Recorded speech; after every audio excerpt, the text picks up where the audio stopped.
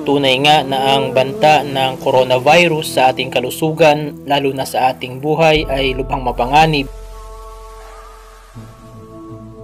At ang mabisang panglaban lamang natin rito ay ang palagiang paghiling ng proteksyon sa ating Panginoong Diyos na tagapaglikha.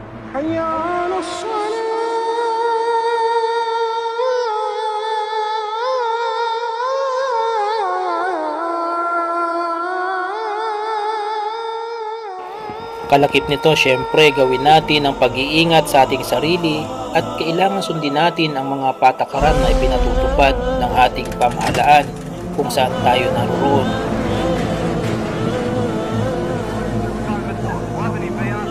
Wala kami ng tubig, ha? Sandali, kuha kami ng tubig. Bagamat buo ang ating pananalig na walang mangyayari maliban sa kung ano ang itinakdana ng ating dakilang Diyos na tagapaglikha, ay hindi maiaalis sa atin ang mag-alala at malungkot, lalo na't nakikita natin ang mga ulat hinggil sa patuloy na pagdami ng bilang ng mga namamatay sanhi ng virus na ito. The Health Ministry expects a rise of up to 200,000 coronavirus infections within weeks.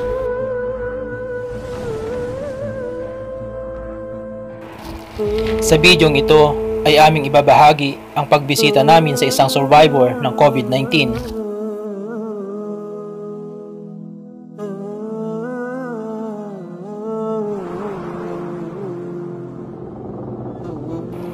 Siya si Ka Nestor. Nakilala namin sa tawag na si Papa Faisal, 68 taong gulang. Huwa alal magtabi hunaka. Huwa alal magtabi hunaka. Ano ibig sabihin sa Tagalog? Sa edad ni Papa Faisal ay hanga ako sa kanyang pagiging masigasig sa pag-aaral ng Islam dito sa isang dawa center sa Riyadh, kasabay ang mas mga bata kaysa sa kanya. Masya Allah. Very good. Wabnu Hamidun fil Hindi. Ano ibig sabihin niya sa Tagalog? Anak ni Muhammad sa Iraq. Ngunit kamakailan nga ay aming ikinagulat at ikinabahala nang malamang si Papa Faisal pala at ang iba pang mga kapatid ay kumpirmadong nagpositibo na nga sa virus. Ngayon po mga kapatid ay pupunta kami sa tirahan ng isang kapatid natin na naging pasyente ng COVID-19. Nag-positive siya, so halos 2 weeks at senior citizen pa po siya. Pero ngayon nakatawag sa akin na alhamdulillah nakalabas na siya sa hospital at okay na siya. Alhamdulillah bro. So alhamdulillah, at ito po ay bibisitahin namin dahil alam natin sa Islam na napakalaki ang gantimpala ng pagbisita sa mga kapatiran. Di ba Ustad, hindi tinatanggihan ng Allah yung dua ng may karamdaman kapag nagdudua siya? Correct. Isa rin yan sa nabanggit sa hadith ng propeta, yung panalagi niya. At sana ay matamasan natin ano man ang gantimpala. Ito yung nakakamangha kasi sabi nila ang karamihang na namamatay sa COVID-19 ay yung mga may edad na, mga diba Ustad, mga senior citizen na.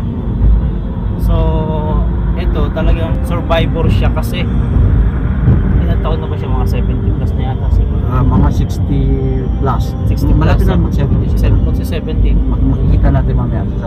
Tanungin natin mamaya. Ito yung masigasig namin kapatid na si Brother Faisal, inshallah. Pakaktibo yun. Mashallah. Pakaktibo sa pag-aaral. Yun. Wabnu Hamidun fil Hindi. Ano ibig sabihin niya sa Tagalog? Kuha kami ng tubig, ha? Sandali, kuha kami ng tubig. Ngayon, dumating na po kami dito sa bahay.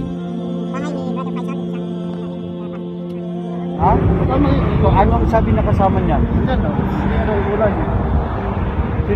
Salo-salo.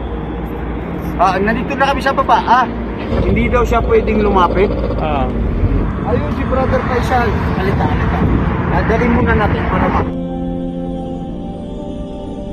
Sa kabila ng paghihirap at pasakit na dinulot ng coronavirus kay Papa Faisal, ngayon marahil ay napalitan ito ng magkahalong ginhawa at saya at abot-abot na pasasalamat at pagpupuri sa Allah subhanahu wa ta'ala. Dahil sa muling pagkakataon na makakapiling na namin ang aming butihing kapatid na si Baba Faisal. Ito, bagong luto lahat. Maluluto lang ito. Kapatid na Faisal. Oo, tayo, tinamin. Bagamat magaling na si Baba at gustuhin man naming maakap at makadaupang palad siya, ay minabuti niyang manatili muna kami na hanggat maaari ay huwag masyadong malapit sa kanya.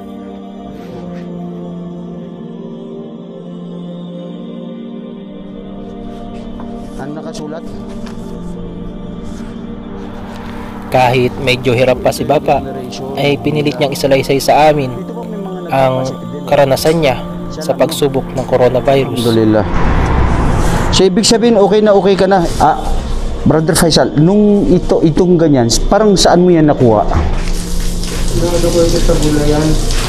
Yung gulayan dyan, yung binibili ng gulayan? Oo, yung sa gulayan. Aha. Yung bumili ako doon. Subhanallah. So ngayon, pagbalik mo sa bahay, naramdaman mo na parang hindi maganda. Sa oras na yun, naramdaman mo na rin? Ano pa yun? Mga ilang araw, tapos namati yung alam mo. Ayun. Kasi pala bro, hindi, halimbawa, nagkaroon ka na ng virus. Hindi ka tatamaan sa oras na yun. Mga ilang araw mo pa mararamdaman. So unang naramdaman mo, nangati yung dito sa lalamunan mo. Yung mata ko nangati, mainit. Inubo ako. Tapos dumating na rin yung pag-ubo mo. Oo, tapos nilagnat. Ayun. Parang nahihirapan na ako lumapad o ano. Hindi ang ginawa ko. Tinunta ko yung base. At saka nag-report ako sa opisina dito. Ambulansya. Sabi sa akin. So maganda yung ambulansya pumunta talaga dito? Oo, kasi hindi kaya tignan ko lang ito. Hindi ka pwede iatid ng kahit sino, di ba? Oo, hindi Dito kayo pwede. Aha. Tapos, nandun sa masking malaki.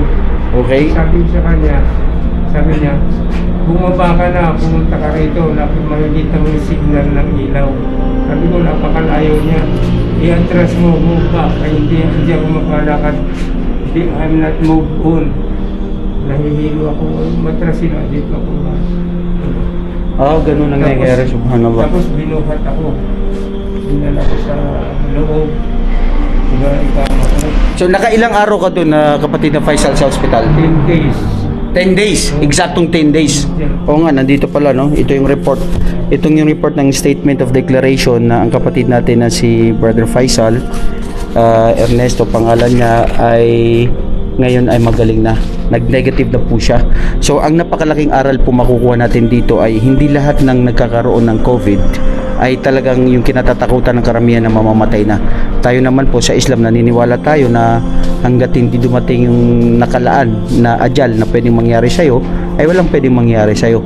Kung la yusibani illa magkataballahu lana huwa maulana. Sabihin mo, ya Muhammad, na walang mangyari sa akin maliban sa kung anong ipinahintulot ng Allah subhanahu wa ta'ala. Alam mo kapatid na Faisal, kami talaga mga kapatid mo, laking tuwa namin na galak namin, na narinig namin na ikaw ay magaling na. Marami tayong mga kapatid sa Sulay na gusto kang bisitahin, pero alam natin sa mga oras na ito ay mahirap yung pagbibisita-bisita, di ba? Lagi ko tinatawag yan, paborito ko yan sa mga estudyante ko, Brother Faisal, ano sagot? Subhanallah, nakakamiss yung pag-aaral natin. Ikaw, Brother Faisal, anong namimiss mo sa Sulay sa pagsama ng mga kapatiran? Yung araw ng panamaan, pag-aaral, sama-sama. Pag-aaral. Masama tayo. Ang kapatid natin, isang balik Islam, si Ernesto, tapos nung tinatawagan kita, nasabi kasi niya bro, na kung may isa lang siyang hilingin sa Allah, ay kung ano yung paggabay sa kanya ng Allah, ay sana magabayan din ng kanyang pamilya. So isa lang ang dapat sambahin. Sambahin ng ating Panginoon Diyos ng buong lakas. Yun lang. Subhanallah.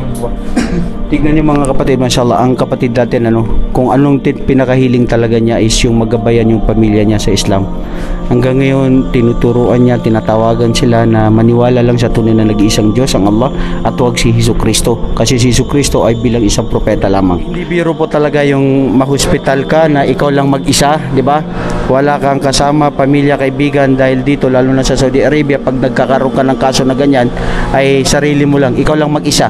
At kahit pa paano, kapatid na Faisal, at gumaling ka, at iyan ay galing sa awa ng Allah subhanahu wa ta'ala, at inshallah nawa pahabain pa ang buhay mo sa paggawa ng kabutihan at pagsamba sa tunay na nag-isang Diyos. Kunin mo na ito dahil kailangan mo yan, no? So itong mga dinala namin sa... Okay, so alhamdulillah mga kapatid, at nabisita po natin ang isa sa ating mga kapatid sa Islam, si Ernesto Del Mundo, taga Quezon City po, at ngayon ay negative na po siya, nagpapahinga na lang. So alhamdulillah, at nawa siya ay pagalingin ng Allah, patibayin sa kanyang pananampalataya at tanggapin ang lahat ng ating mga mabubuting gawain. Ang aral na mapupulot natin dito ngayon ay subhanallah, magtiwala lang sa Allah, ipaubaya lahat ang sa kanya, at inshallah walang mangyayari sa iyo maliban lamang sa kung ano ang kapahintulutan at gusto niya. Diba kapatid Ismail? Magtiwala sa Allah na may kalakip na pag-iingat din sa ating sarili. Kailangan ng pag-iingat. So maraming salamat po mga kapatid, at sana napulutan natin ng aral ang video ito, at hanggang sa muli, protektahan nawa tayo ng Allah sa anumang mga kapahamakan, mga sakit, Allahumma amin, at ang ating mga mahal sa buhay, At pagalingin nawa lahat ng Allah yung mga tinamaan ng COVID. at tuluyan ng inshallah ay lumisan na sa atin itong COVID-19 na ito. Allahumma. Hanggang sa muli, assalamualaikum warahmatullahi